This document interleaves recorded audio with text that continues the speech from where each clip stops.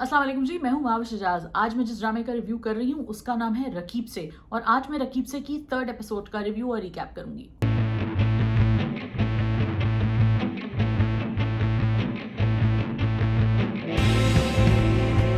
सबसे पहले कर लेते हैं जल्दी से रिकैप। प्लॉट आपके सामने है। अगर आपने फर्स्ट 2 एपिसोड्स नहीं देखी हुई तो जल्दी से जाइए, फर्स्ट 2 एपिसोड्स देखिए। बड़ी इंटरेस्टिंग कहानी है। बी गुल ने लिखी है, काशिफ निसार ने इसको डायरेक्ट किया है। इट स्टार्स नुमान एजाज, इकरा अजीज, सानिया सईद, हदीका कियानी, फरियाल महमूद और भी बहुत सारे ज़बरदस्त किरदार हैं, अदाकार हैं। तो उसके ऊपर हम थोड़ी सी बात करेंगे, उनकी रोल्स के बारे में बात करेंगे। लेकिन सबसे पहले छोटा सा रिकैप कर लेते हैं। और इस एपिसोड में हमने ये देखा है कि मकसूद साहब प्लेड बाय नुमान एजाज वापस जाते हैं गाँव अमीरा को लेके, which is Sakina's daughter, Hadiqa Kiani's daughter, played by Iqra अजीज।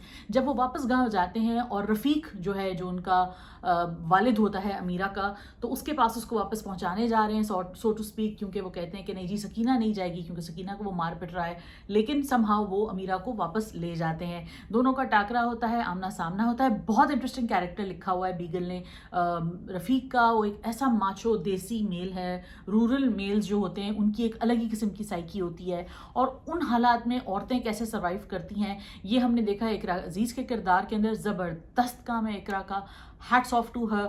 बिल्कुल वो डूबी हुई है इस किरदार में, even though it is very similar, like I keep saying, to her previous characters, but still इस कैरेक्टर की एक स्पेशल किस्म की स्ट्रीक है जो कि इकरा उसको बहुत अच्छे से समझ गई हैं। और उसमें एक रेजिलियंस भी है, बिलिजरेंस भी है, उसके अंदर एक करेज भी है और एक फियर भी है। ये तमाम चीज़ों का एक इम्तजाज जो है वो इकरा ने जिसको समझा है। तो I think her interpretation of it is fantastic. इस एपिसोड में हमने एक और चीज़ ये भी देखी है कि हाजरा और सकीना, यानी सानिया सईद और हदीका कियानी, दोनों का ना एक सॉर्ट ऑफ मुकालमा, एक नॉस्टैल्जिक किस्म का कॉन्वर्जेशन होता है, जिसमें हमें थोड़ा हाजरा की बैक स्टोरी ये पता चलती है कि कैसे जो है एक उसकी बड़ी ट्रॉमेटिक और बड़ी ट्रैजिक किस्म की बैक स्टोरी थी, और कैसे वो माँ जो थी उसकी एक कत्ल उसने कर दिया था उसकी माँ ने, और कैसे उसको फिर ज़ाहिर है उसकी बेटी, फिर इस तरह उसकी शादी करना बड़ा मुश्किल था। तो इस वक्त में और इन हालात में मकसूद साहब ने उसका हाथ थामा।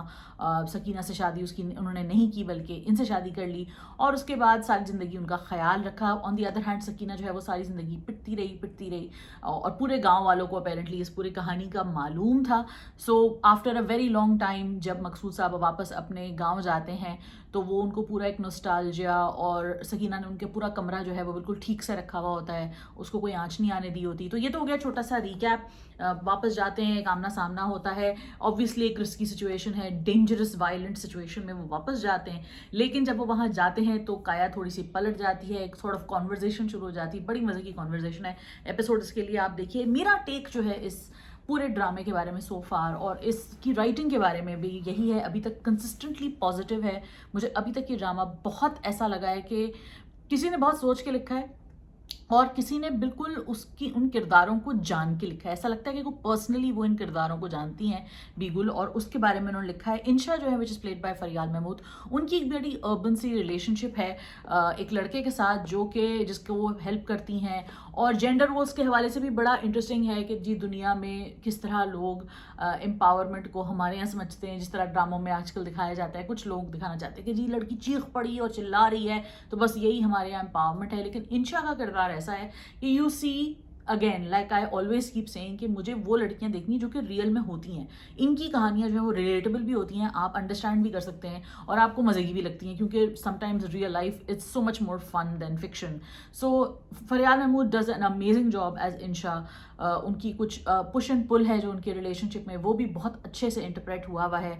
बीगुल ने इस तरह की अर्बन रिलेशनशिप्स के ऊपर भी एक नज़र डाली है जो कि बहुत खूबसूरत है। Overall the drama is a masterpiece. अगर आपने ये नहीं भी कैच किया तो प्लीज़ इसको कैच कीजिए।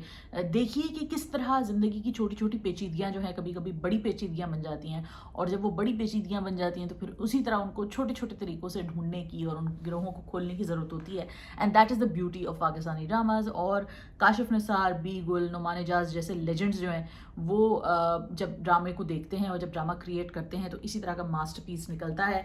सो once again hats off to the entire team. I think I can keep on going about how great the drama is, but I am gonna sound repetitive. Fantastic show, definitely catch it. इसके अलावा आप लोग क्या देख रहे हैं मुझे comments में बताइए, और आपको रकीब से कैसा लगा ये भी मुझे कमेंट्स में बताइए। मैं कोई पॉइंट मिस कर रही हूँ, कोई नुआंस आपने जो नोट किया, do let me know. Wonderful to have the conversation with you guys in the comment section. अपना ख्याल रखिए। सी यू यू इंशाल्लाह with further reviews of Raqeeb से। खुदाफिज।